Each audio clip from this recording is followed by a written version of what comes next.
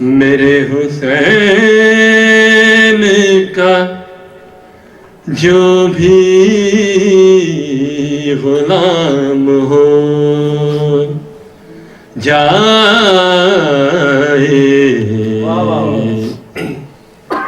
میرے حسین کا جو بھی غلام ہو جائے،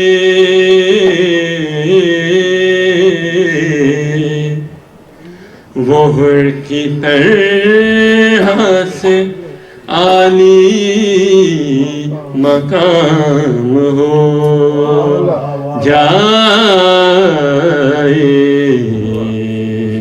میرے حسین کسی کی کر دے اگر پرورش ابو طالب،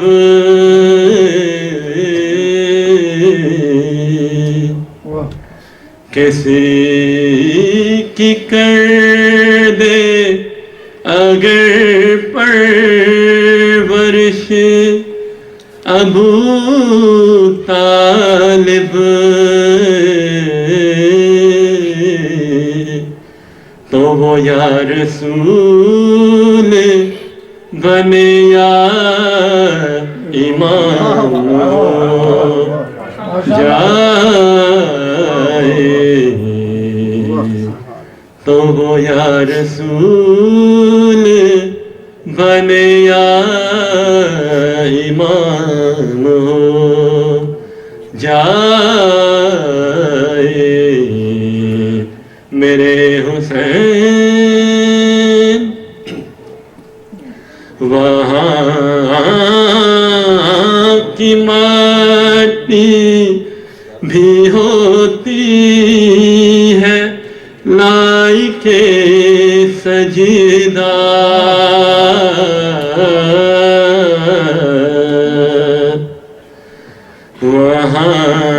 وہاں کی مٹی بھی ہوتی ہے لائق سجدہ،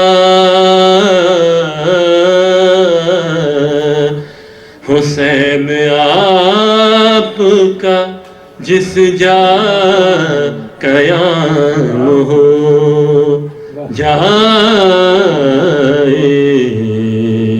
میرے حسین جو آئین کے مقابل یزید و شمر بنے،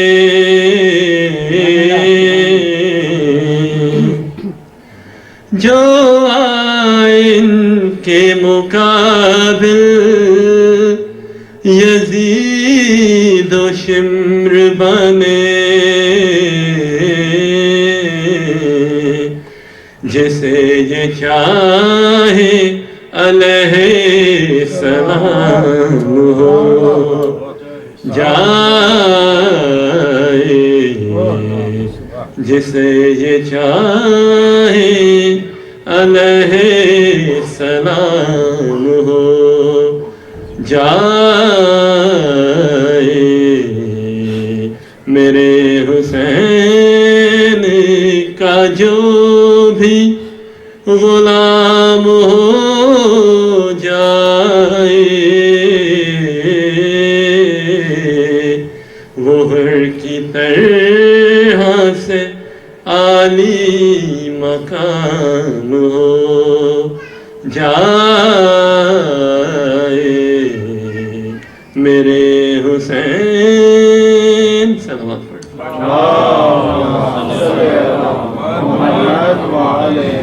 آخر میں مینجمنٹ سے یہ گزارش ہے کہ اگر ٹائم کی وجہ سے معذرت چاہتا ہوں، لیکن یوٹیوب میں یہ منقبت بے شک نہ ڈالی جائے، لیکن وہ جو میسج ہے وہ بہت ضروری ہے، میری ہاتھ جوڑ کے گزارش ہے کہ اس کو ضرور ڈالا جائے پلیز۔ آواز بلند صلوات۔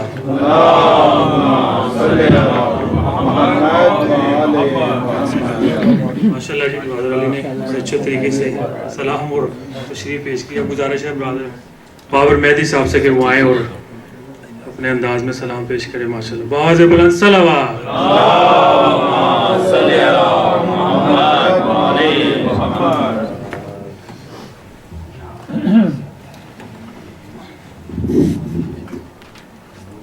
ٹھیک ہے ابھی تو درود پڑھی محمد والے.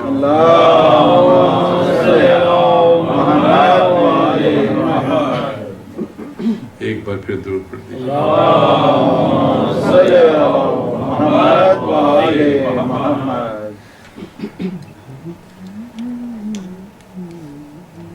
آج 7ویں محرم ہے اور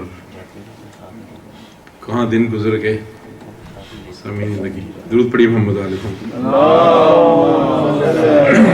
2 یا 3 شعر فضائل کے پھر ایک سوز. درود پڑھی محمد والے.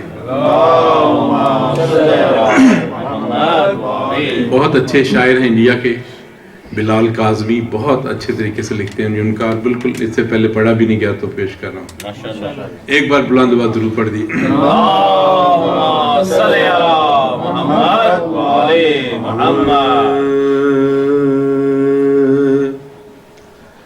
شعور دیدائے بینا نماز پڑھتا ہے. شعور دیدائے بینا نماز پڑھتا ہے. شعور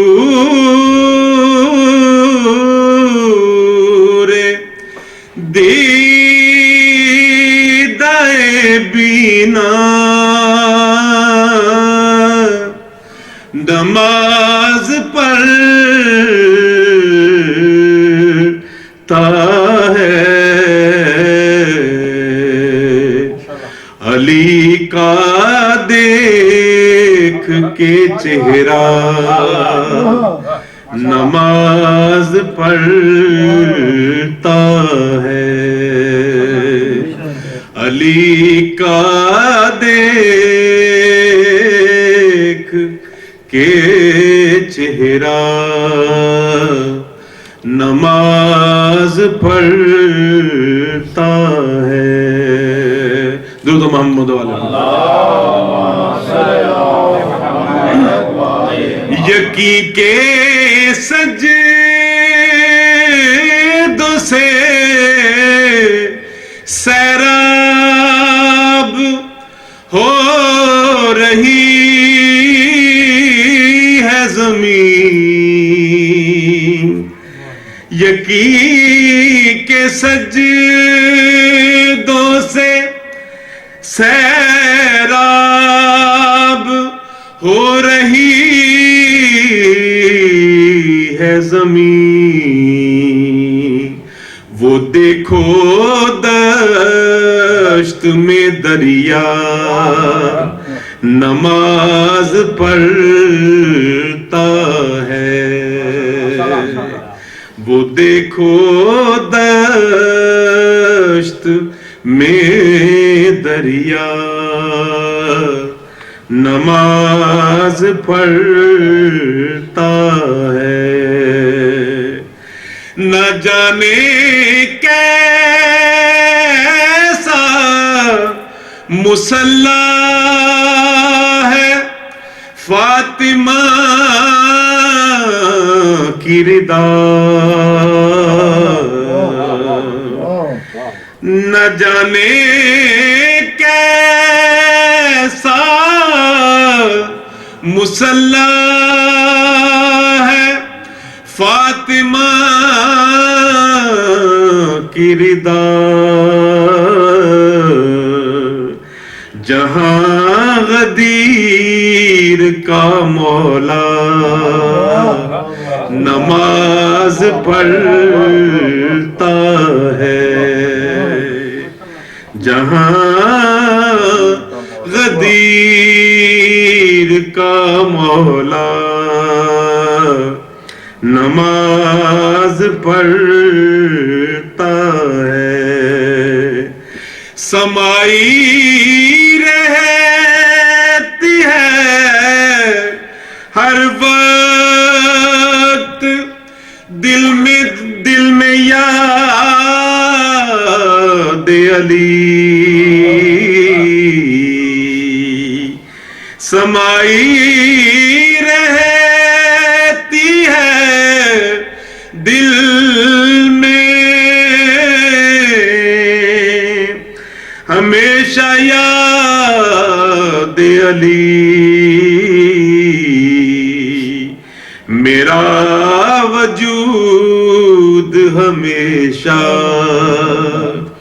نماز پڑھتا ہے علی کا دیکھ کے چہرہ نماز پڑھتا ہے درود محمد علیہ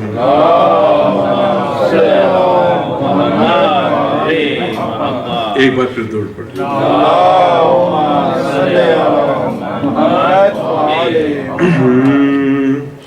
مجرئی خلق میں ان آنکھوں نے کیا کیا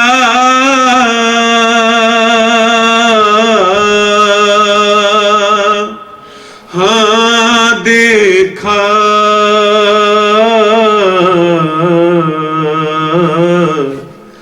گھر لٹے قید ہوئی بھائی کا لاشا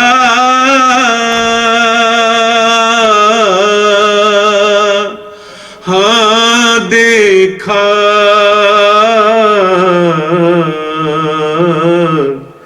مجرئی خلق میں کہتی تھی زینب مستر کے خدا خیر کرے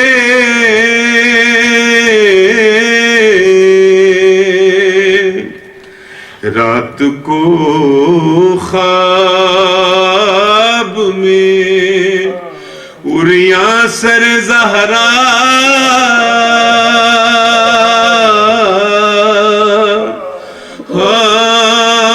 دیکھا رات کو خواب میں اریاں سر زہرا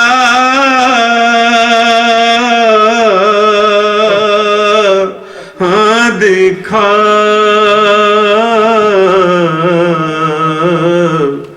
مجرئی خلق میں گر پڑے سیبتے نبی تھام کے ہاتھوں سے جگر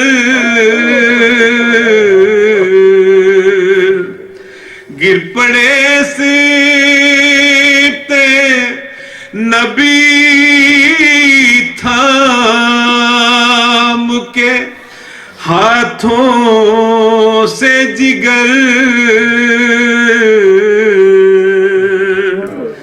علی اکبر کو جو ریتی پہ تڑپتا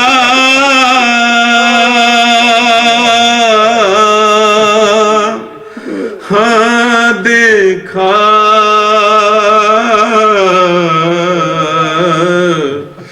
علی اکبر کو جو ریتی پہ تڑپتا ہاں دیکھا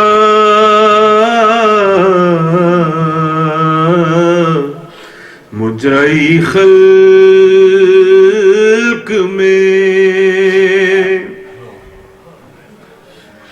میں نے دیکھا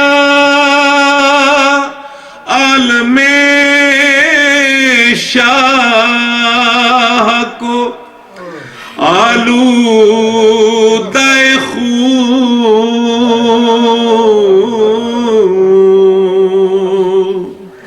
میں نے عباس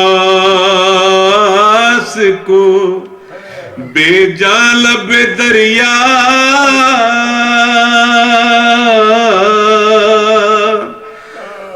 ہاں دیکھا،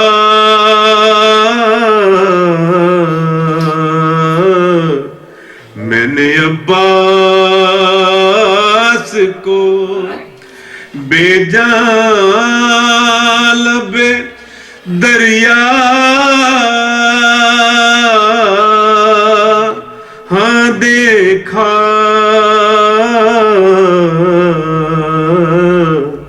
مجرئی خلق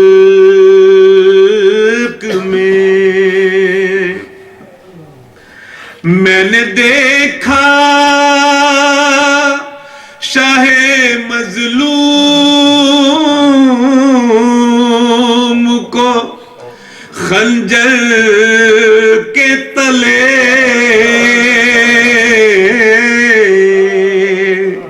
میں نے دیکھا شاہ مظلوم کو خنجر کے تلے،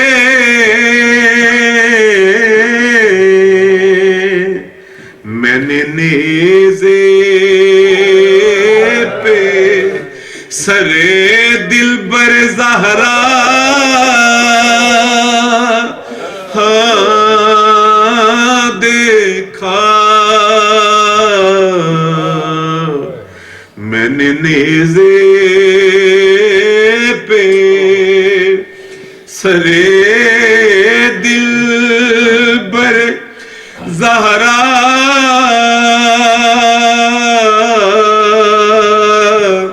ہاں دیکھا،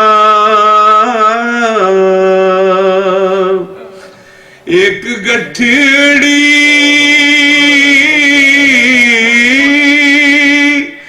شاہدی پشت پہ لائے اس میں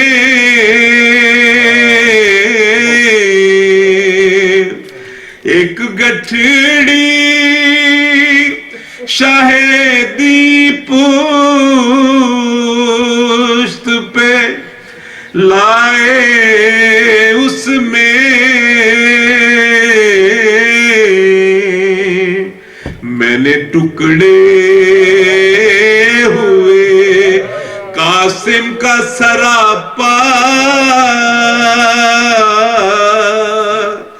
ہاں دیکھا،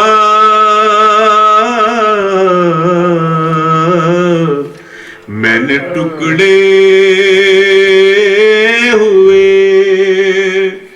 قاسم کا سراپا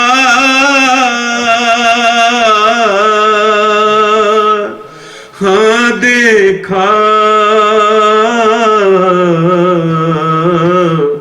پر کہیں سے پیغمبر سا ناکار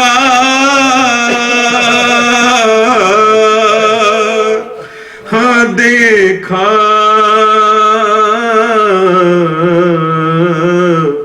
پر کہیں سے پیغمبر سا ناکار ہاں دیکھا،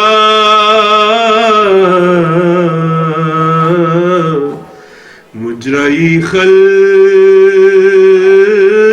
میں تو محمد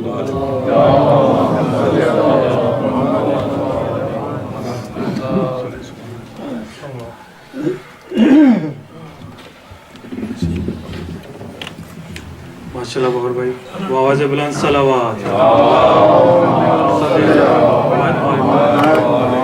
उम्मीद इदारे की मेंबरशिप के लिए फॉर्म यहाँ पे मौजूद हैं, और जो हजरात ईमेल के लिए साइन अप करना चाहिए उसका भी फॉर्म यहाँ पे है।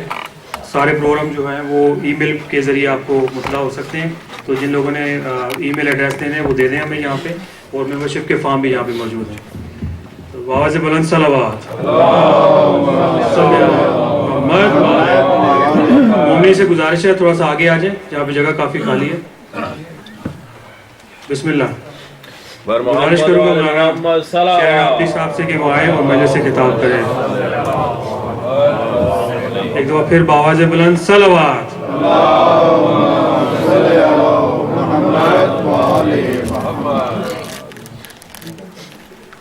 आवाज़ बुलंद सलावत।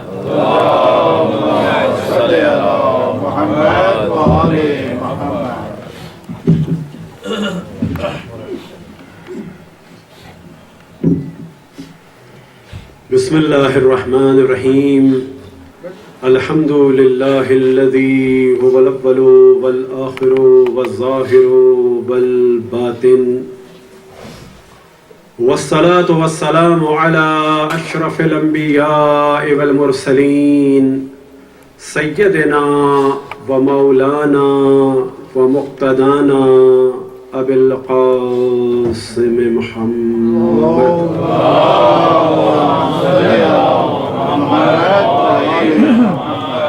व अला अहले बैतिहि अत्तय्यबीन अत्ताहिरीन अल-मअसूमीन, सिय्यमा बक़ियतुल्लाहि फ़िल अराज़ीन महदिय्युल मुंतज़र, अरवाहुना व अरवाहुल आलमीन लितुराब मक़दमिहिल फ़िदा, व लअनतुल्लाहि अला आदाइहिम व मुनकिरी फ़ज़ाइलिहिम व गासिबि हुक़ूक़िहिम इला क़यामि यौमिद्दीन। वक़ाल अल्लाहु तआला व हुव अस्दक़ुल क़ाइलीन, क़ुल ला अस्अलुकुम अलैहि अजरन इल्लल मवद्दत फ़िल क़ुर्बा। सलावत।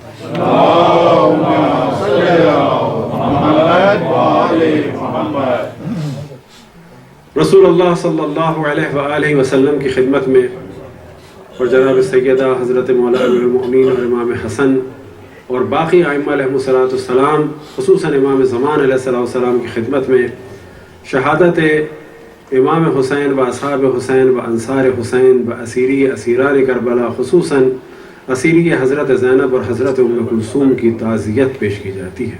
सल्लल्लाहु अलैहि वसल्लम।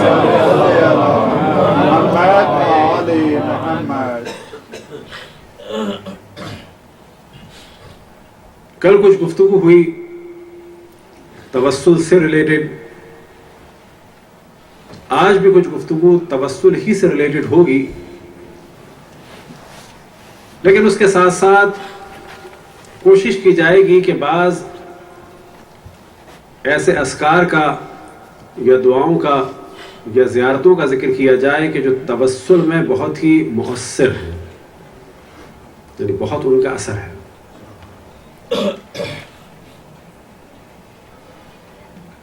और साथ ही इस जानिब भी जब तवज्जो दिलाई जाएगी कि प्लानिंग का भी दखल है।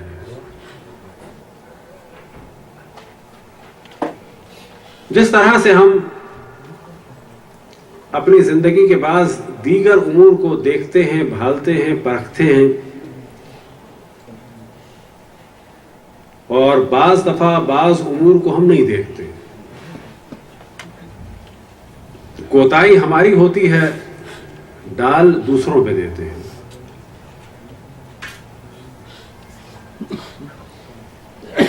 कराची में हमें याद है कि एक दफा एक साहब हमसे मिले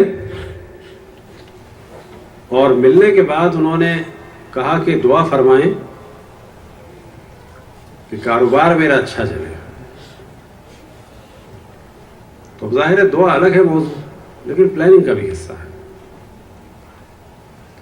तो मैंने उनसे पूछा कि क्या प्रॉब्लम है। कहने लगे चल नहीं रहा है। تو میں نے ان سے سوال کیا کہ کس چیز کا ہے.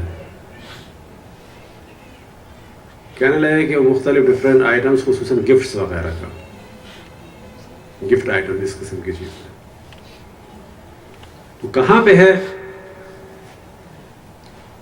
تو انہوں نے ایک علاقے کا نام لیا کہ جہاں پر کنسٹرکشن چل رہی تھی.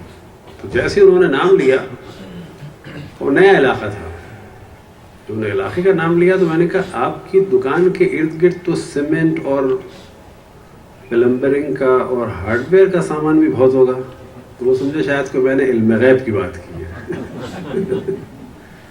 جی جی جی, وہ سمجھے شاید کہ مجھے مکاشفہ ہو گیا, ان کی دکان کو میں نے دیکھ لیا, وہ پتہ چل گیا ادھر ادھر کیا ہے. میں نے کہا کہ بلا بات یہ ہے کہ علاقے کا نام سنتے ہی اندازہ ہو گیا ہے کہ وہاں پر ابھی گفٹ شاپ نہیں چلے گی, وہاں کنسٹرکشن ہو رہی ہے. وہاں پر آپ کوئی ہارڈ ویئر کی دکان کھولیں, کوئی سیمنٹ بجلی کا سامان رکھیں, کوئی ایسا سامان رکھیں جس کا تعلق گھر کی کنسٹرکشن سے ہو. یہ آپ کی دکان اس وقت چلے گی کہ جب بہت ساری خواتین ہو جائیں, اپنے بچوں کو لے کے ٹہلنے نکلیں, تو پھر اس کے بعد کچھ بچے ضد کریں گے دلا دو, کچھ خواتین کی خواہش ہوگی کہ ہم لے لیں. اس کا مرحلہ ابھی ٹائم لگے گا اس میں. تو یہ وہ چیز ہے کہ دعا بھی اور ساتھ میں پلاننگ بھی اور عمل بھی. اور بعض دفعہ ہم نے خود پاکستان میں مثال دی کہ فرض کریں کہ آپ بہترین ساڑیوں کی دکان کھول لیں جہاں پر آٹو پارٹس کی ہے مارکیٹ, کتنی سستی کر لیں, کون خریدے گا؟ اور اگر آٹو پارٹس کو آپ جو ہے بہترین کلوتھ مارکیٹ میں رکھ دیں لا کر, کہ جہاں پر ساڑیاں اور سوٹ خواتین کے ہوں, وہاں پر آپ آٹو پارٹس رکھ دیں, اور آپ سیل بھی لگا دیں, ٹائر سستا ہے کہ یہ سستا ہے کہ وہ سستا ہے, کچھ نہیں ہونے گا. اب اس کے بعد آپ آیت الکرسیاں لگا دیں یا پوری دیوار پہ آیت الکرسیاں لگا دیں, تو اب ہونے کو کوئی کہے کہ ہو گیا تو ایک الگ بات ہے. لیکن یاد رکھیں کہ دنیا ایک سسٹم کے تحت چل رہی ہے. اسی طریقے سے ہم نے بعض دفعہ وہاں کے لیے مثالیں دیں, اور یہاں بھی بعض دفعہ ہوتا ہے چھوٹے بعض علاقوں میں کہ کاشتکار کو چیزیں بیچ رہے ہوتے ہیں. اب اگر آپ ایسی جگہ پر بیچیں کہ جہاں لوگ آفس جا رہے ہوں تو آپ فری بھی دیں گے تو کوئی نہیں لے گا, لیکن اس سمت میں بیچیں کہ جہاں سے لوگ گھر آ رہے ہوں تو پھر بھی کوئی لے لے گا. یہاں کی مثال بھی دیکھیں کہ ایسی چیز کہ جہاں پارکنگ کی ضرورت ہو, اور اگر وہاں پارکنگ پرووائڈ نہ کریں تو نہیں چلے گا. پھر یہ کہ ٹریفک کا کتنا فلو ہے, لوگ کس کیٹیگری کے ہیں, ان کی کتنی طاقت ہے, کتنی قوت خرید ہے, اس ایریے میں آپ جیسا کتنے اور ایسے بزنس کرنے والے ہیں, آپ کے ایریے میں کتنے لوگ آ سکتے ہیں. یہ وہ ساری چیزیں ہیں کہ پلاننگ کا حصہ ہے. اور جب بھی کہا جاتا ہے استخارہ, تو اس سے پہلے ایک مرحلہ آتا ہے کہ اس شعبے سے ریلیٹڈ افراد سے ایک مشورہ بھی کریں, کہ جسے کہا جاتا ہے استشارہ, ایک مشورہ کریں. اس کے مرحلے سے گزر جائیں, پھر کنفیوژن ہو تو اب بات ہوگی استخارے کی. بالکل اسی طرح ان تمام مراحل سے مومنین کو گزرنا چاہیے, اس کے بعد آگے قدم اٹھانا چاہیے. تو یہ پہلے مرحلے میں ہم نے چیز اس وجہ سے بیان کی کہ سب کچھ دعا پہ نہ چھوڑیں. دوا کھانی ہوگی پھر دعا کرنی ہوگی, اونٹ کو باندھنا ہوگا پھر توکل کرنا ہوگا. گاڑی کے آپ گلاسز کھلے چھوڑ جائیں, موبائل کو آپ چھوڑ جائیں اور کہیں کہ میں توکل کر رہا ہوں,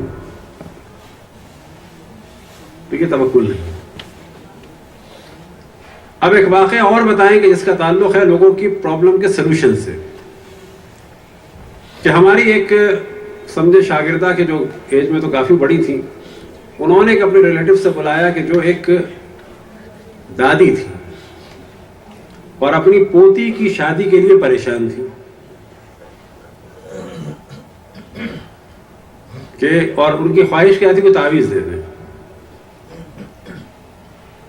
ہم نے ان سے کہا کہ دعا بھی بتا دیں گے, کوئی تعویذ بھی دے دیں گے, لیکن آپ بتائیں کہ پرابلم کیا ہے, آپ کی اچھا ڈیمانڈ کیا ہے.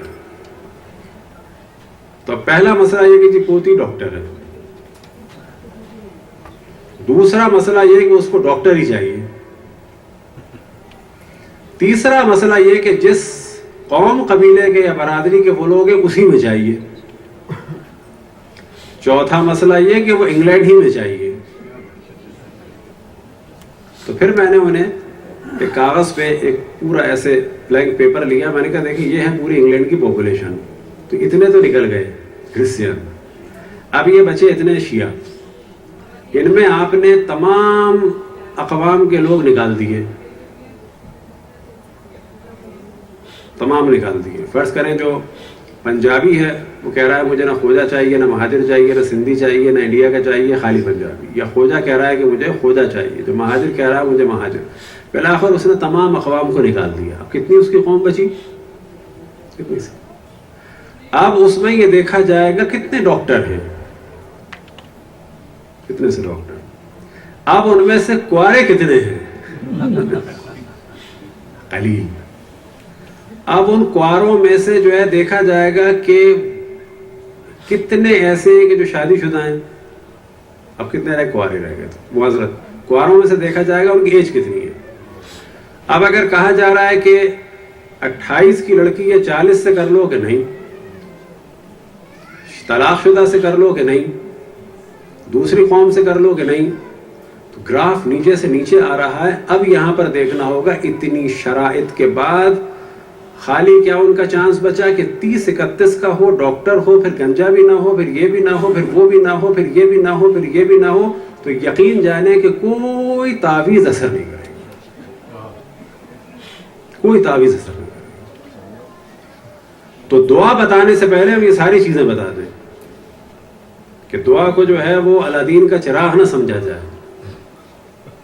توسل کو جو ہے وہ یہ نہ سمجھے کہ جی آج مولانا نے توسل بتایا تو بس کل سے مسئلہ حل ہو جائے گا, اور نہیں ہوا تو بہت برے آدمی تھے.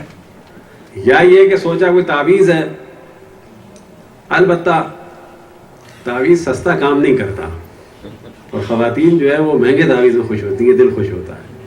اور اس سے زیادہ مزے کی بات یہ ہے اگر اسی سے ساس لا رہی ہو, اسی سے بہو لا رہی ہو, تو واقعا مزہ آ جاتا ہے.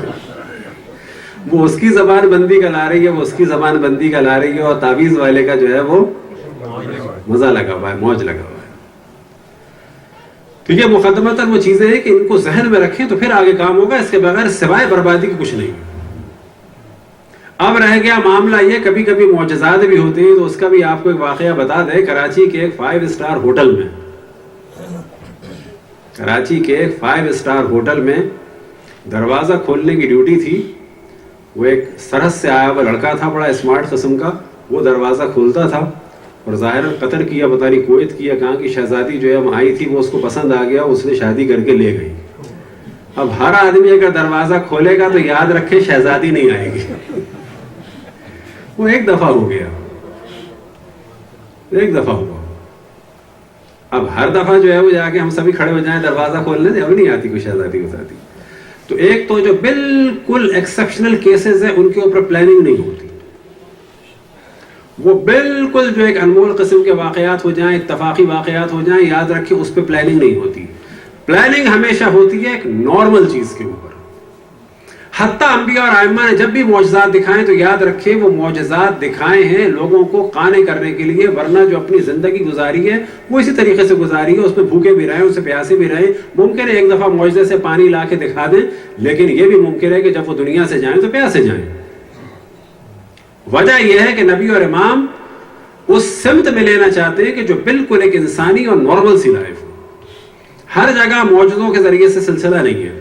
اسی طریقے سے یاد رکھیں کہ جب عبادت کی, جب ایک نعمت دنیا میں مل گئی, جب گناہ کیا, جب ایک نعمت چھن گئی, یہ بھی نہیں ہوتا.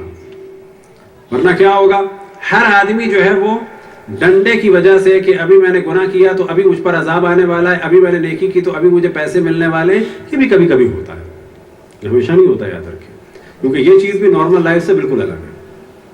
یہ ہر دفعہ قطعاً نہیں ہوتا کہ ہم نے گناہ کیا اور فوراً مشکل ہوئی, ہم نے نیکی کی اور فوراً نعمت ملی. یہ بھی ہر دفعہ نہیں ہوتا, بالکل کبھی کبھی ہوتا ہے. یہ سارے مقدمات اگر اسٹیپ بائی اسٹیپ کلیئر ہو جائیں تو پھر پتہ چلے گا کہ دعا اور توسل اور پھر زیارات ان سب چیزوں کے اثرات قطعاً ہیں، لیکن ایک نارمل طریقے سے۔ اب اس میں بعض دفعہ ایک ایسے واقعات بھی ہوتے ہیں کہ جو بالکل ایک میریکل سے ہوتے ہیں اور ہوتے ہیں۔ اب سوال یہ پیدا ہوتا ہے کہ جب دعا قبول ہی نہیں ہونی تو کیا کریں گے، اس کا فائدہ ہے؟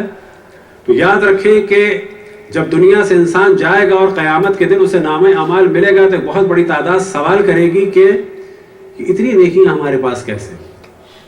اپنے نامہ اعمال پہ خود انسان کو تعجب ہوگا کہ یہ ہمارا تو نہیں لگتا۔ تو جواب ملے گا کہ وہ دعائیں جو تم نے مانگی تھیں اور قبول نہیں ہوئی تھیں یہ ان کے بدلے نیکیاں۔ اس وقت انسان کہے گا کہ اے کاش میری کوئی دعا قبول نہ ہوئی ہوتی۔ تو جو دعا قبول ہوئی اس کا بھی ثواب ہے، اور جو دنیا میں نعمت ملی اس کا بھی ثواب ہے، لیکن جو دعا قبول نہ ہوئی اور ہم نے خداوند تبارک و تعالیٰ پر پھر بھی بھروسہ کیا، اس کی حکمت کو جانا، اس کی عدالت کو جانا اور دعا کرتے رہے تو وہ اس کا ہمیں ثواب ملے گا آخرت میں۔ یہی حال ہے بالکل توسل کا اور زیارت کا کہ اس کا روح پر ایک پازیٹیو اثر ہوگا۔ توسل کے ذریعے سے ہمارا معصومین سے ایک کانٹیکٹ ہوگا، ہمارا ان سے تعلق کبھی ہو جائے گا، لیکن یہ چیز ذہن میں رہے کہ نہ اللہ سبحانہ و تعالی ہمارا خادم ہے معاذ اللہ، نہ معصومین ہمارے خادم ہیں اور نہ ہمارے حکم کے تابع ہیں۔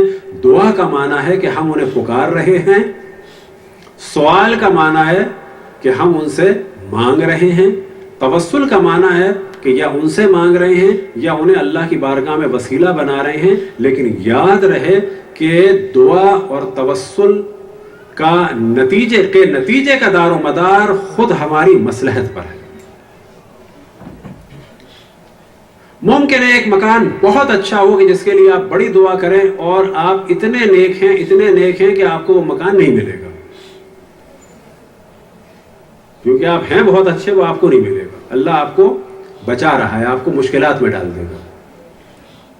ممکن ہے کہ ٹانگ ٹوٹ جائے، ممکن ہے کوئی حادثہ ہو جائے، ممکن ہے کہ چیک بک ہو جائے، ممکن ہے کوئی اور پرابلم ہو جائے، کچھ بھی ہو جائے۔ ممکن ہے جو آدمی بیچ میں ہے وہ ناراض ہو جائے، ممکن ہے جو بیچ رہا تھا وہ آپ سے کہ میں آپ کو دیتا ہی نہیں، بے عزتی کر دے۔ اور یہ ساری چیزیں اس وجہ سے ہوں کہ آپ ہیں کیونکہ بہت اچھے، تو اللہ آپ کو بچانا چاہ رہا ہے، کیونکہ اس گھر میں اگر آپ جاتے تو وہاں پر ارد گرد کے افراد کی وجہ سے آپ کے بچوں پہ اتنا برا اثر پڑتا کہ آپ روتے کہ اے کاش یہ مجھے نہ ملتا۔ اب اگر انسان خالص ہے، نیت خالص ہے، خداوند تبارک و تعالیٰ پہ توکل کرے، دعا کرے اس امید کے ساتھ کہ یا اللہ میں مانگ رہا ہوں کیونکہ مجھے علم نہیں ہے، لیکن تو دینے والا ہے، ارحم الراحمین ہے، میری مصلحت کے مطابق مجھے دے۔ میں توسل کر رہا ہوں یا محمد والے محمد، آپ پر بھروسہ کر رہا ہوں، لیکن مجھے علم نہیں ہے کہ میرے لیے کیا اچھا ہے کیا برا ہے۔ بس اگر دعا قبول ہو تو ہم اللہ سبحانہ و تعالیٰ سے راضی رہیں، اگر توسل کا نتیجہ نکلے تو ان سے راضی رہیں۔ اب دعا میں بھی ایک امتحان ہے، توسل میں بھی ایک امتحان ہے۔ ایک دفعہ خود ہمیں یاد ہے کہ جب ہماری عمر تقریباً 25 سے 26 کی ہوگی یا زیادہ 27، جب ہم قم میں تھے تو آیت اللہ العظمیٰ بہجت سے خود میں نے سوال کیا کہ بعض دفعہ دل تنگ ہو جاتا ہے، دعائیں قبول نہیں ہوتی،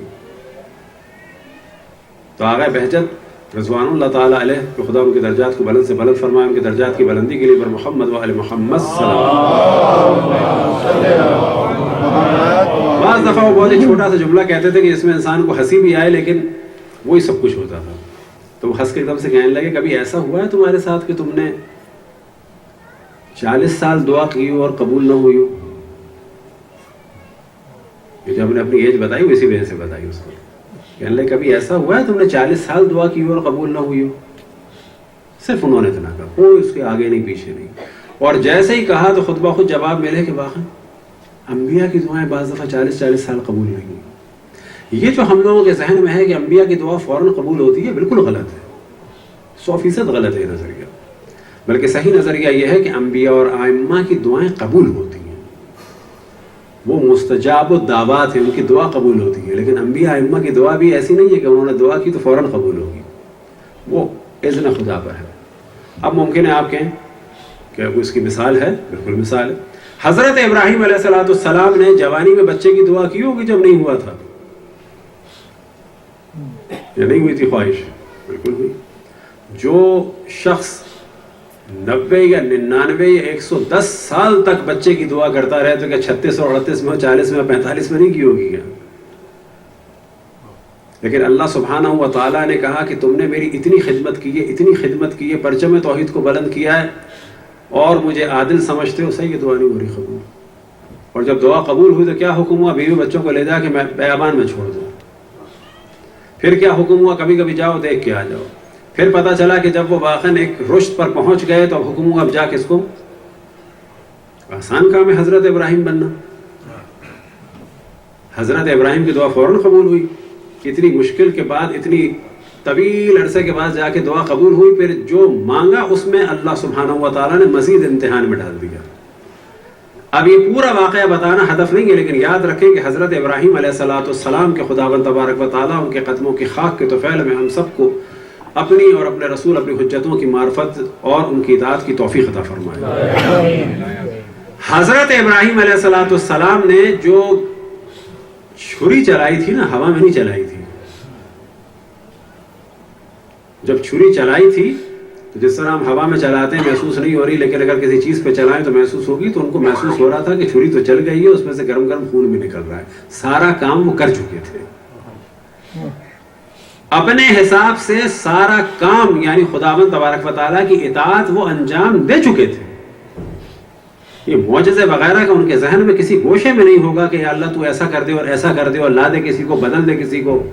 نہ، اتنے خالص تھے وہ، اتنے خالص تھے وہ، اتنے خالص تھے وہ کہ انہوں نے اصلا یہ طلب بھی نہیں کیا کہ اس کو تو بچا دے یا بدل دے یا یہ کر دے یا وہ کر دے یا 8-10 اور دے دے تو پھر میں ان میں سے کچھ کر دوں، یا تو خود ہی کوئی حادثہ کر دے میں راضی ہو جاؤں گا. نا، انہوں نے چھری چلائی، ایک گوشت پہ چلی، گرم خون نکلا اور انہوں نے اپنا پورا کام مکمل کر دیا. اور ارشاد خداوند تبارک و تعالیٰ کیا ہوا؟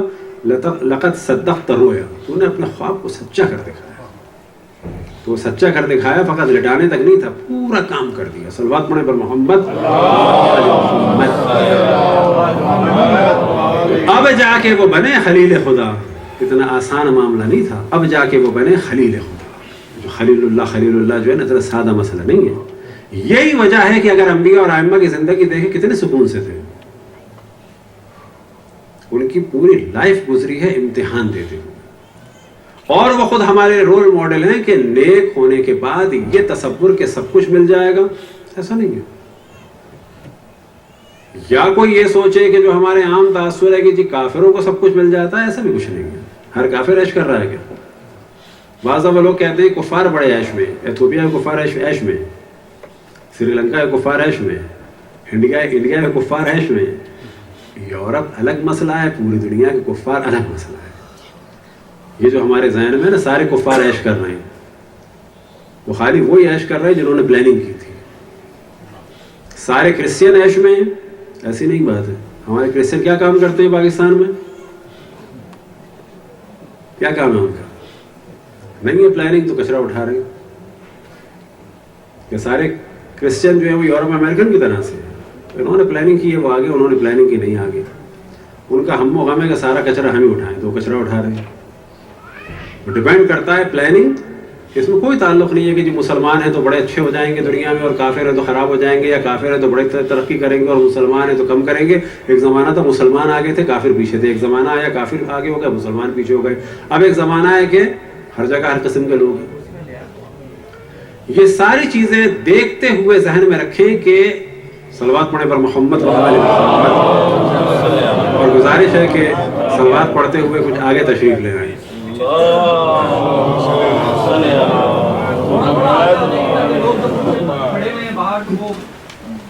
کافی آگے آ جائیں تاکہ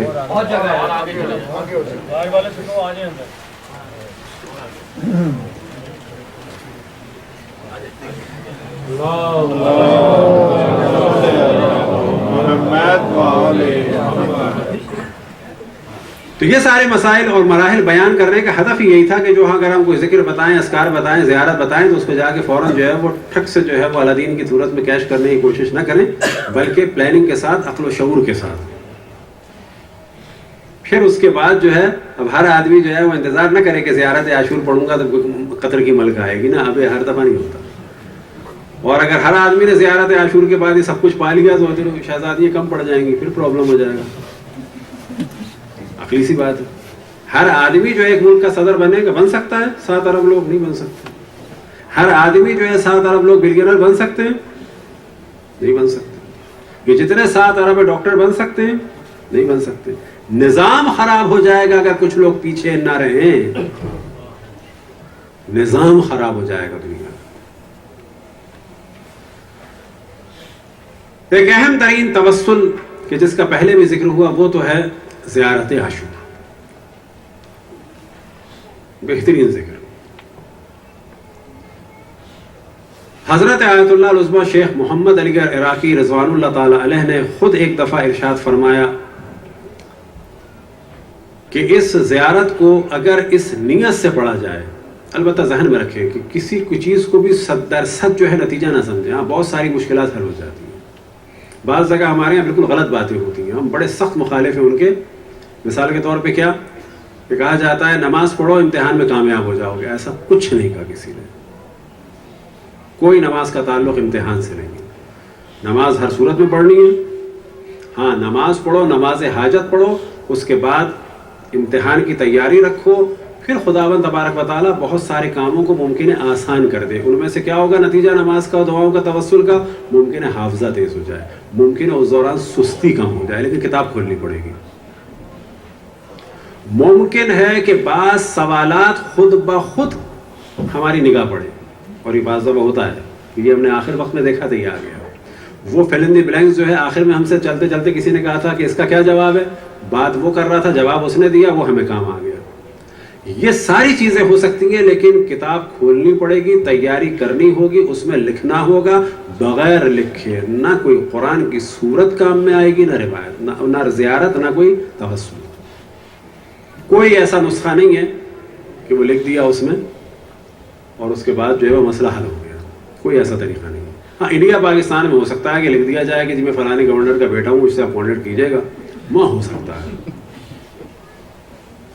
لیکن خالی وہاں بھی نہیں چھوڑا, لکھے کچھ نہ کچھ. تو وہ جو دنیا ہے وہ تو ہے ہی الگ, لیکن کام کرنا ہوگا. ارشاد خداوند تبارک و تعالی لیس للانسان الا ما سعى, انسان کے لیے وہ یہ جس کی بھی کوشش کرتا ہے.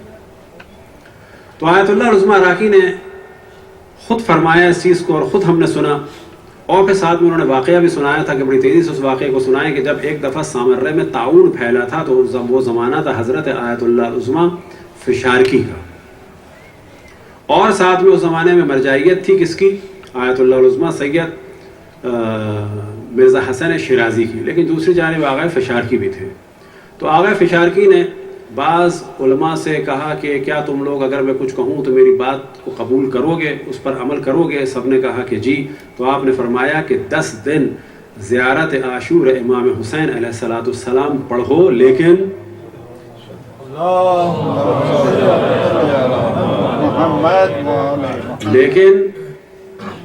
حضرت نرجس خاتون والدہ ماجدہ امام زمان علیہ السلام کی نیابت میں, یعنی ان کی جانب سے میں پڑھ رہا ہوں.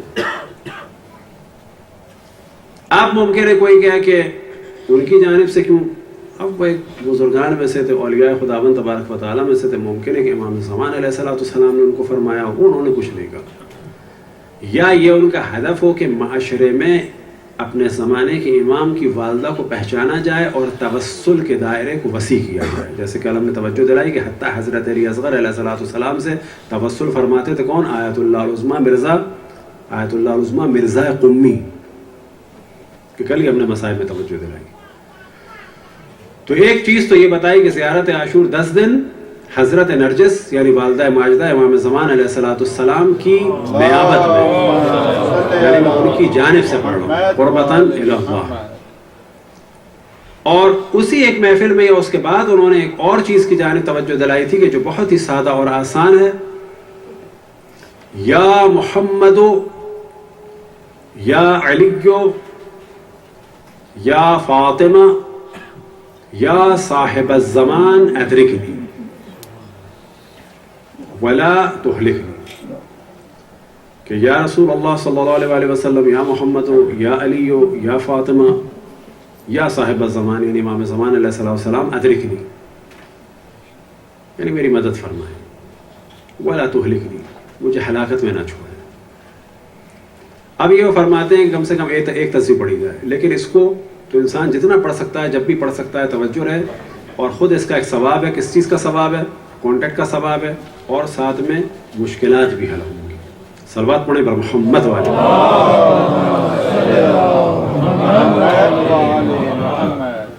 اسی طرح سے یہ تو پھر بھی بڑی ہے تسبیح یا ذکر۔ توسلات میں سے اہم ترین توسل اگر تمام معصومین علیہم السلام کے درمیان دیکھا جائے تو وہ توسل حضرت فاطمہ الزہرا صلوات اللہ وسلام علیہا کی ذات مقدس سے ہے۔ اب یہ ذہن میں رکھیں کہ جناب سیدہ سلام اللہ علیہا نہ نبی ہے نہ امام ہے، لیکن نبی اور امام کے درمیان ایک مرکز ہے اور محور ہے۔ حتیٰ امام فرماتے ہیں نحن حجج اللہ علی الخلق، کہ ہم، ظاہر روایت امام حسن عسکری علیہ السلام سے یا امام رضا علیہ السلام سے، کہ ہم سب حجت خدا ہیں مخلوقات پر، وجدتنا فاطمہ حجت اللہ علینا، اور ہماری جدہ حضرت فاطمہ سلام اللہ علیہا ہم پر اللہ کی جانب سے حجت ہے۔ صلوات پڑھیں پر محمد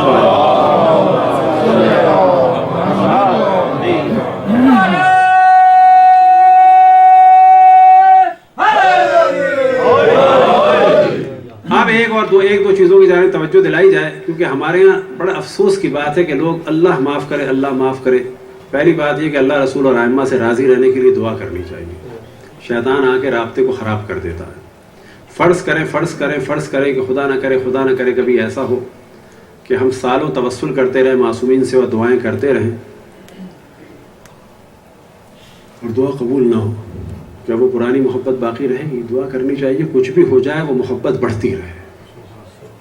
یہ ذہن میں رکھیں۔ بعض دفعہ یہ دنیا کی جب نعمتیں نہیں ملتی انسان دشمن ہو جاتا ہے تب خدا رسول اور ائمہ کہ اس وقت سب مل کے دعا کریں کہ اللہ تجھے واسطہ ہے خون مقدس حضرت فاطمہ سلام اللہ علیہا کا کہ ہمیں مسلمان اور اپنے رسول اپنی حجتوں سے راضی اور خوشنود دنیا سے جانے کی توفیق عطا فرمائے۔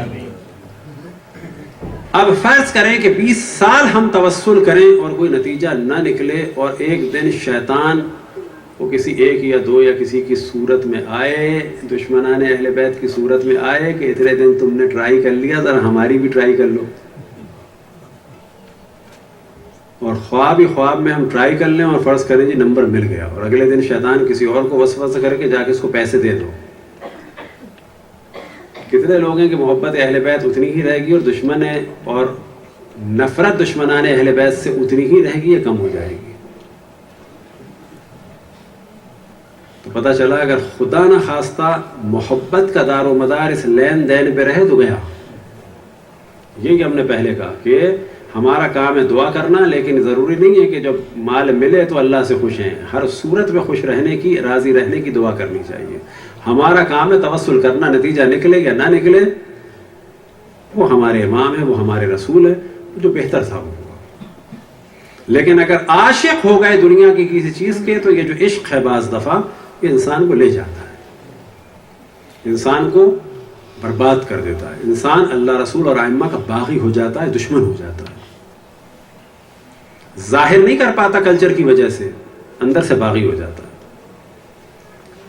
یہی وجہ ہے کہ کثرت سے دعا کرنی چاہیے۔ اور ایک واقعہ تقریباً میں ہمیشہ کہتا ہوں اور خدا ہمیں بھی اس میں توفیق عطا فرمائے کہ ایک ہمارے استاد فرماتے ہیں کہ 60 سے زیادہ علماء اور بزرگان و مراجع سے میں نے سوال کیا کہ اگر خداوند تبارک و تعالیٰ فقط ایک دعا کے لیے کہے، البتہ ایسا نہیں ہے، فرض کی بات ہے کہ اگر خدا ایک دعا کے لیے کہے اور کہے کہ پھر کوئی دعا قبول نہیں ہوگی، جو مانگنی ہے مانگ لو، ایک ہے آخری چانس، تو آپ کیا کہیں گے؟ کون سی دعا مانگیں گے؟ یہ فرماتے ہیں سب نے یہ کہا کہ ہم ایک دعا مانگیں گے، یا اللہ تو ہمیں ایمان پر موت دے دے، تو ہمیں ایمان پر موت دے دے، بس سب سے اہم یہی ہے، سب سے اہم دعا ہے، اور یہی سب سے مشکل چیز ہے۔ اب زیادہ افسوس کی بات یہ ہے کہ لوگ کبھی تعویذ گنڈے والوں کے پاس جاتے ہیں، لوگ کبھی جنتریوں والوں کے پاس جاتے ہیں. دین لوگوں کا جنتری بن چکا ہے. کتاب نہیں ہوتی پاکستان سے جنتری آتی ہے. مرغا دیکھتے ہیں تو جنتری کے پاس جاتے ہیں، کتا دیکھتے ہیں تو جنتری کے پاس جاتے ہیں. جنتری والے کو فون کرتے ہیں کہ بچی بیمار ہے، وہ پوچھتے ہیں کہ کیا نام ہے؟ فاطمہ. اوہ ہو تو بڑا سخت نام ہے. اگر یہ ایمان ہو گیا تو بربادی کے علاوہ کچھ نہیں ہے. کسی کے ذہن میں آ گیا ہے جنتر منتروں کی ذرا وجہ سے کہ جناب سیدہ کا نام بھاری ہو سکتا ہے، یا جو حساب کتاب کر کے دکان چلاتے ہیں اس نے تو کچھ نہ کچھ کرنا ہی ہے آپ کو کہ یہ نام بدلو، میں دوسرا نام بتاتا ہوں. آپ کا عقیدہ اور اتنا پکا ہونا چاہیے کہ آئمہ کا نام نقصان دیتا ہی نہیں. قصہ ختم، کوئی اور بات کرو. وہ کیا کرے گا آپ کے لیے توسل؟ آپ خود کریں توسل.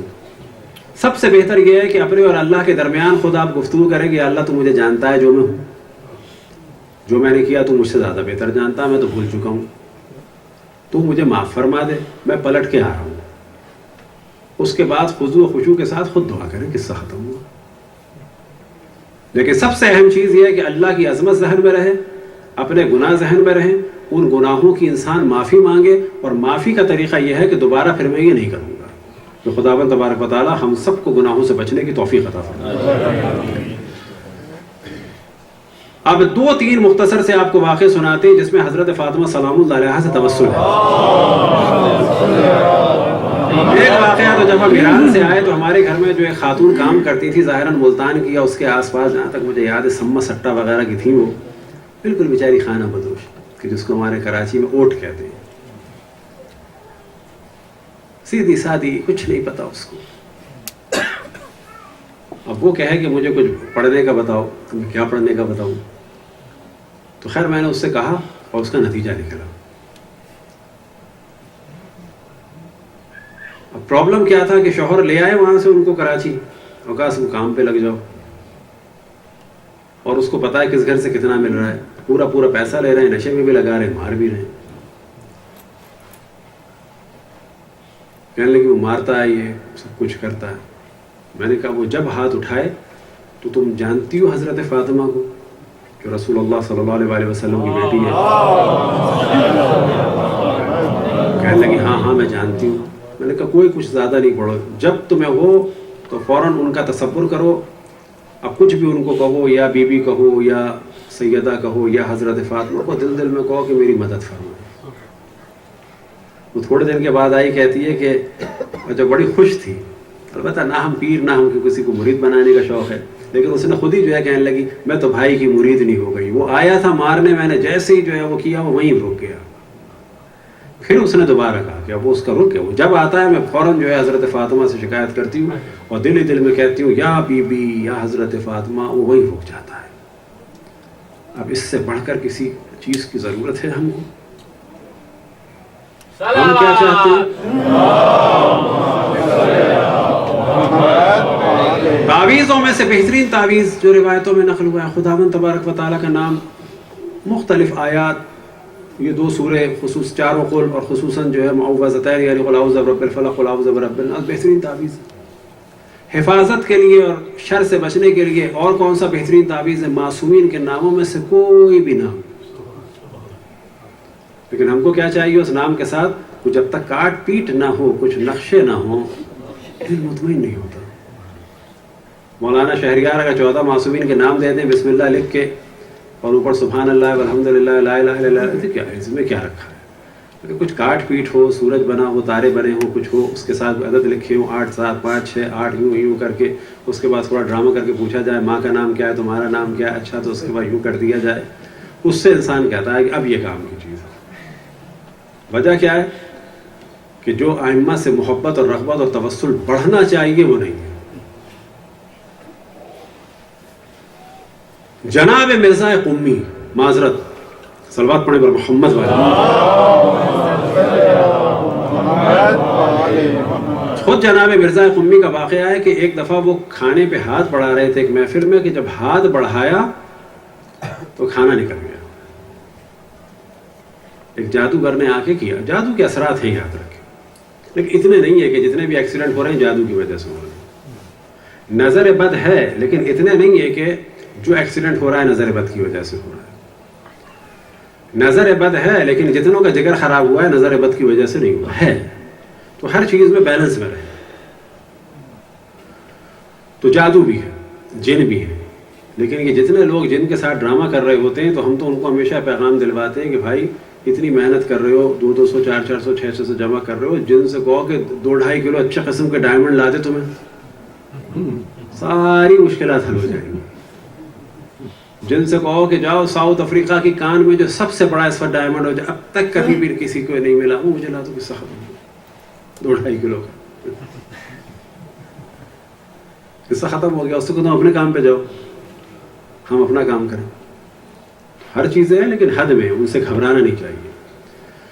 تو مرزا قمی کے ساتھ جب یہ ہوا تو مرزا قمی نے اس طرح سے دیکھا اور پھر نیچے دیکھا, اس کے بعد کھانا شروع کر دیا. اگلے دن پتہ چلا کوئی آدمی ملنے آیا ہے. ملنے کے بعد اس نے کہا کہ آپ یہ بتائیے آپ نے جادو کہاں سے سیکھا ہے؟ میں نے جادو, کہنے آپ تو خود جادو کریں. نا مجھے نہیں آتا جادو کر, کیا مراد؟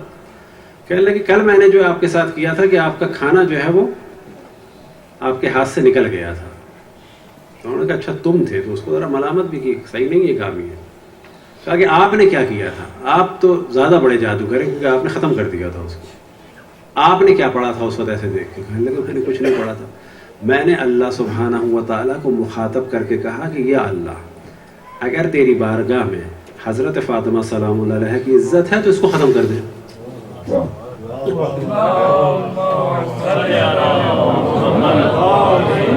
ظاہر اگر سے کیا مراد ہے؟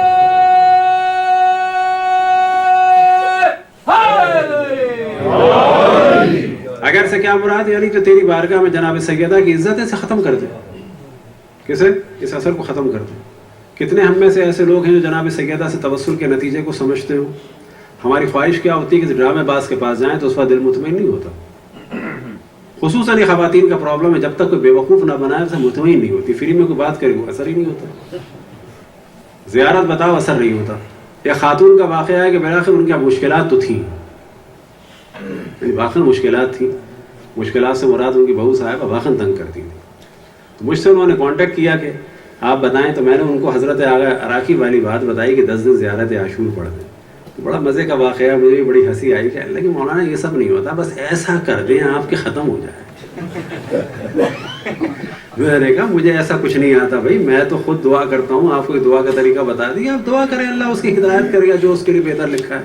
کہ کرنا کرانا نہیں آتا ہمیں کچھ, لیکن آپ یقین جانیں کہ خواتین اسی سے خوش ہوتی ہیں کہ چلے ہم کر دیں گے, فی الحال تو آپ لائیے کچھ. یہاں تو $1000 تک بھی چل رہا ہے. اب اگر اس دوران واقعاً وہ سیریس ہو گئی یا پھسل گئی تو اس کا مطلب ہے ہم تو ہو گئے پکے ولی والے.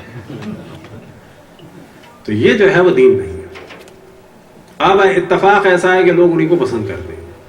ہمیں کراچی میں خود لٹریری آفر ہوئی, کیونکہ ہم وہاں ان چیزوں کو بیان کرتے تھے کہ قبلہ لوگ حملائیں گے, آپ نے انہیں ڈیل کرنا ہے, اور 20-25 ہزار ان عورتوں سے بڑی چیز نہیں ہے. کیا کرنا ہوگا؟ جھوٹ بلوائیں گے مجھ سے. میں نے کہا بھائی جو آئے اس کو فری میں جو بتا سکتے ہیں مفاتی میں پڑھو, ادھر پڑھو ادھر پڑھو. کہنے لگے نہیں. اب طریقہ کیا ہے آپ یاد رکھیں کہ جو سراسر حرام ہے, اور اس کے بغیر لوگ خوش بھی نہیں ہوتے. اگر آپ کسی سے کہیں کہ یہ پڑھ لو, دعا کرو, اللہ پہ توکل کرو, تو مزہ نہیں آتا انہیں. ان کو سب سے پہلے یہ کہا جائے میں نے حساب لگایا وہ آپ کو تو باندھا ہے کسی نے. اگر خواتین ہے تو کہا جائے آپ پہ تو کیا ہوا ہے, بڑا سخت کیا ہے. موٹی عورت ہے, لمبی چھٹیاں اس کی. اب اگر یقین جانے وہ موٹی عورت لمبی چھٹیاں نند نکل آئی تو سارا ہم تو ولی اللہ ہی بن گئے. اور وہ پڑوسن بھی ہو سکتی ہے. اس کے ساتھ ایک دبلی ہے چشمے والی, بڑی خطرناک ہے. اب وہ کہتی ہے نام بتا دیجئے. ہمیں اللہ کی جانب سے نام بتانے کی اجازت نہیں, وہ اتنا فتنہ کر دیا آپ کے خاندان میں, اتنے کافی ہے. طلاق کراچی میں ہوئی ہے امریکہ کی بہترین لڑکی اور بہترین لڑکا ڈاکٹر. لڑکی کم تھی پڑھائی میں, شکل صورت میں بھی. لڑکا 100% بہترین, کسی قسم کا اس میں نہیں. حسن و جمال ایسا کہ خود امریکہ میں بھی دیکھیں تو لوگ کہ اچھا کتنا پڑھا ہوا ڈاکٹر. آپ کو تعجب ہوگا کہ اس قسم کے عامل نے فتنہ ڈالا تھا. شادی کے بعد فقط لڑکی کی ماں سے پیسہ لینے کے لیے جو بعد میں پتہ چلا کہ یہ گھر خطرناک ہے, مجھے آپ دیں کچھ عمل کرو. پھر اس کے بعد کہا کہ اس کی ماں خطرناک ہے, پھر اس کے بعد کہا یہ ہے, یہاں تک کہ طلاق کرا کے دوں لی, طلاق کرا کے شک ڈال دیا. تو ہوشیار رہے, اس سے ہمارے لیے راہیں کھلی ہوئی ہے. خدا رسول اور ائمہ پہ توکل کریں, جناب سیدہ سلام اللہ علیہ سے خصوص سے توسل کریں, کیونکہ وہ خود حتیٰ ائمہ علیہم الصلوۃ والسلام کے لیے مرکز محور ہے. ایک چیز آپ کے سامنے بیان ہو کہ ایک شخص نے اپنے دوست کو دیکھا کہ جو گناہگار تھا, وہ کہتا ہے کہ اب تمہارے کیا حال ہیں؟ تو کہتا ہے کہ ہاں بڑی مشکلات تھیں, لیکن یہ ذہن میں رکھیں کسی پہ ظلم کیا ہوگا تو وہ مشکلات نہیں حل ہوتی. بعض ہوتے ہیں کہ ہمارے اور اللہ کے درمیان کا معاملہ ہے, مخلوقات کا معاملہ ہے, وہ نہیں حل ہوتا. اور ظلم سے بچنا چاہیے, اللہ کی نافرمانی سے بھی بچنا چاہیے, لیکن اللہ کی نافرمانی میں پھر بھی ایک امکان ہے کہ اللہ معاف کر دے, کیونکہ وہ اس کا اور ہمارا معاملہ ہے. تو یہ ہم نے اس وجہ سے واضح کیا کہ واضح رہے کہ انسان گناہ پہ جری نہ ہو جائے. تو وہ کہتا ہے کہ جب میری میت کو لایا گیا تو اس وقت تک میں مشکلات میں تھا, اور جب امام رضا علیہ السلام کی قبر مطہرہ کی زیارت کرائی گئی اس وقت تک میں مشکل میں تھا. حتیٰ امام رضا علیہ السلام کی قبر کی زیارت کے بعد ہی میرے مسئلے نہیں حل ہوئے تھے. یہاں تک کہ میرے کسی ایک کار خیر کی وجہ سے مجھے غیب سے آواز آئی. کون کہتا ہے؟ جو مر چکا ہے. مجھے غیب سے آواز آئی کہ امام رضا علیہ السلام کو جلد سے جلد, اس سے پہلے کہ نکلو, ان کی جدہ حضرت فاطمہ سلام اللہ علیہ کا واسطہ دے دو. اور یہ چیز بھی کس چیز کا نتیجہ تھی؟ کسی ایک اچھے کام کا نتیجہ. وہ کہتا ہے کہ اس مشورے پہ میں نے فوراً امام کی بارگاہ میں کہا کہ آپ کو آپ کی جدہ مظلومہ حضرت فاطمہ سلام اللہ علیہ کا واسطہ ہے کہ اللہ کی بارگاہ میں میری شفاعت فرمائے. وہ کہتا ہے کہ اس کے بعد میری مشکل حل ہوئی. بس ذہن میں رکھیں کہ خود ائمہ کی بارگاہ میں ہم کبھی معصومین کو اللہ کی بارگاہ میں شفیع بناتے ہیں, اور جناب سیدہ سلام اللہ علیہ کو تو ہم ائمہ کی بارگاہ میں شفیع بنا کے لے جا سکتے ہیں کہ یا رسول اللہ آپ ہماری مشکل کو حل فرمائیں. ہم آپ کی بارگاہ میں شفیع قرار دیتے ہیں آپ کی اس بیٹی کو کہ جو اس عالم میں دنیا سے گئی کہ جس کی پسلیاں توڑ دی گئی, اس عالم میں دنیا سے گئی کہ اس کے در کو جلا دیا گیا تھا, اس عالم میں دنیا سے گئی کہ جس کے ہاتھوں پہ نیل تھا, جس پہ تعزیانہ پڑا. اس عالم میں دنیا سے گئی کہ صبت علیہ مصائب لو انہا صبت علی الایام سرنا لیالیہ کی آوازیں دشت میں بلند تھیں. آج جناب سیدہ کے ایک اور کلیجے کے زخم کا دن ہے. کون؟ فرزند امام حسن. ہاں مومنو, ایک وقت آیا کہ جناب قاسم ابن حسن اپنے چچا امام حسین سے رن پہ جانے کی اجازت لینے کے لیے آئے. امام حسین کے لیے بڑا سخت تھا, کیونکہ روایتوں میں نقل ہوا کہ جناب قاسم سے امام حسین کو بڑی انسیت تھی. اور ہیں کون؟ امام حسن کے فرزند. ہیں کون؟ جناب سیدہ کے کلیجے کی ٹھنڈک. جناب سیدہ کے مصائب کم نہیں ہیں. یہ جتنے مصائب جناب اس وقت سادات پر اور جناب سیدہ کے ماننے والوں پر دنیا میں جہاں جہاں پڑ رہے ہیں, چاہے وہ یمن میں گولے گریں, چاہے وہ عراق میں دھماکے ہوں, ایک ایک مصیبت جو ہے وہ جناب سیدہ کی مصیبت ہے. اگر اہل بیت کی محبت کے جرم میں ہم میں سے بھی کسی کی اولاد کو مار دیا جائے تو یاد رکھیں کہ ہمیں ان پرسہ دینا چاہیے جناب سیدہ, کیونکہ ہماری اولاد بھی جناب سیدہ کے لیے زیادہ قیمتی ہے, زیادہ قریب ہے بے نسبت ہمارے. وہ ہمیں پرسہ نہیں دیں گی, ہم انہیں پرسہ دیں. آج ہم جناب سیدہ کی بارگاہ میں پرسہ دیتے ہیں, لیکن کس کس کا پرسہ دیں؟ آج پرسہ دیتے ہیں امام حسن کے فرزندان کا جو کربلا میں شہید ہوئے. انہی میں سے ایک پھول تھا جس کا نام تھا قاسم ابن حسن. حمید ابن مسلم یا حمید ابن مسلم کہ جو اس جانب سے تو لکھنے والا تھا, لیکن بعد میں امام زین العابدین کے اصحاب میں سے بھی ہو گئے تھے, اور شاید ان کی ہدایت کی وجہ شاید जिस तरह से जनाब हुर ने जनाब सैयदा का एहतराम किया। जब शिब्र खैमे लूटने आ रहा था तो हमीद इब्न मुस्लिम या हुमैद इब्न मुस्लिम ने शिब्र को समझाना भी चाहा कि अब हुसैन तो कत्ल हो गए, अब उनकी खवातीन से क्यों तारुस कर रहे हो। उसने बहस भी की। शायद इसी अहले बैत की मोहब्बत का नतीजा ये निकला कि हमीद इब्न मुस्लिम थे तो यजीदियों की जानिब, लेकिन बाद में जैसा कि तारीख में बयान हुआ इमाम ज़ैनुल आबिदीन अलैहिस्सलाम के असहाब में शामिल हो गए थे। हमीद इब्न मुस्लिम कहते हैं कि मैंने क्या देखा कि हुसैन के खैमे से आधा चांद निकला, और मैं अब तक नहीं भूलूंगा कि उसके पांव के जूते का तस्मा खुल गया था। यानी बिल्कुल सब कुछ याद था हमीद इब्न मुस्लिम को। और आधे चांद से क्या मुराद थी कि जब इमाम हुसैन ने जनाब कासिम को रन पे भेजा तो अमामी की जो यहाँ पट्टी होती है जिसे तहतुल हनक कहते हैं, उसे खोल के जनाब कासिम के आधे चेहरे को छुपा दिया था। वो जो आधा चेहरा नजर आ रहा था, इस वजह से जनाब हमीद मुस्लिम ने क्या कहा कि इमाम हुसैन के खैमे से आधा चांद निकला, क्योंकि आधा चेहरा छुपा हुआ था। एक वक्त आया कि जनाब कासिम ने अशकिया पे हमला किया। इमाम मौला अमीरुल मोमिनीन की याद ताज़ा हो गई कि जिस तरह से वो कर्रार गैर फर्रार थे, आज यजीदियों को जलवा नजर आ गया कि अली इब्न अबी तालिब कैसे जंग करते थे कि जब ये 13 साल का बच्चा हमसे कंट्रोल नहीं हो पा रहा। और अक्सर मकातिल में मिलता है कि जब भी अहले बैत को कत्ल करने का इरादा किया गया, उन्हें शहीद करने का इरादा किया गया करबला की सरजमीन पे, तो आखिर में उन्हें घेर के मारना चाहा। कभी कहीं से तीर आए, कभी कहीं से नेज़े आए।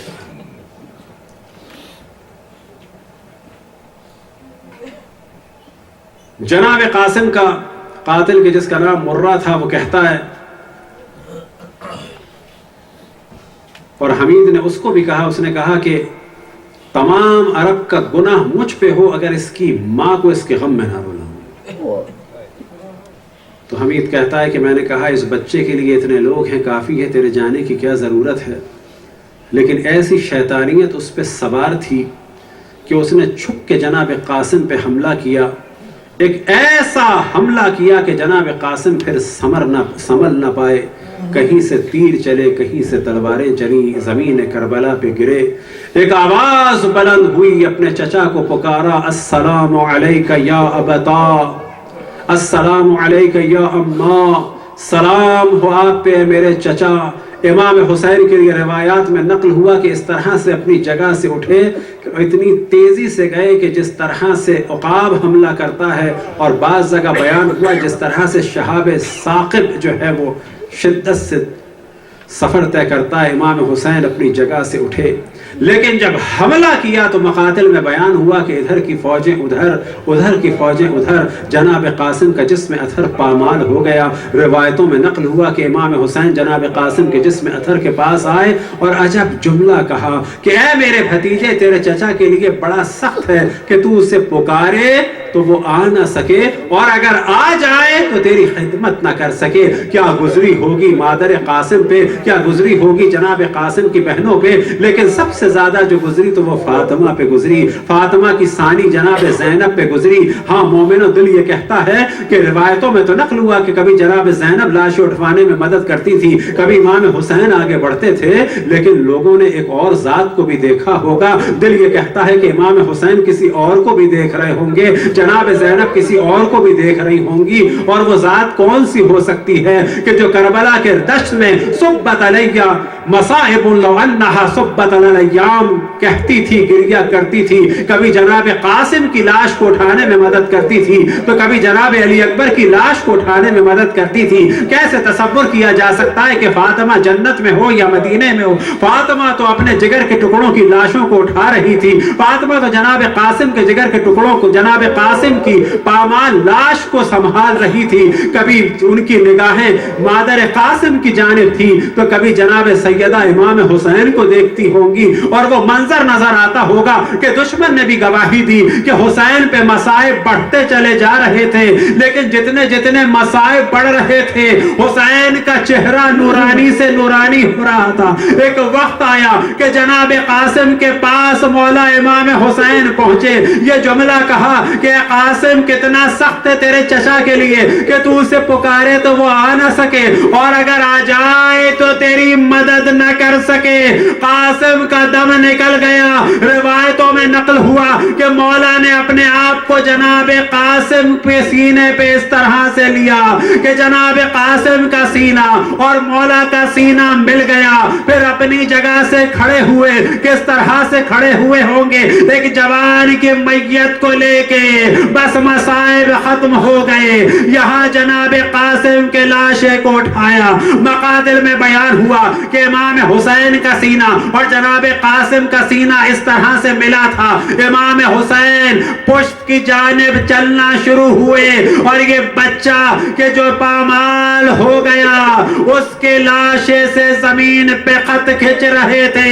جب یہ لاشا جناب زینب نے دیکھا تو عجب گریے کی آواز بلند ہوئی، بس مصائب ختم ہو گئے۔ زینب نے ماتم کیا، ابنی ابنی ابنی ابنی۔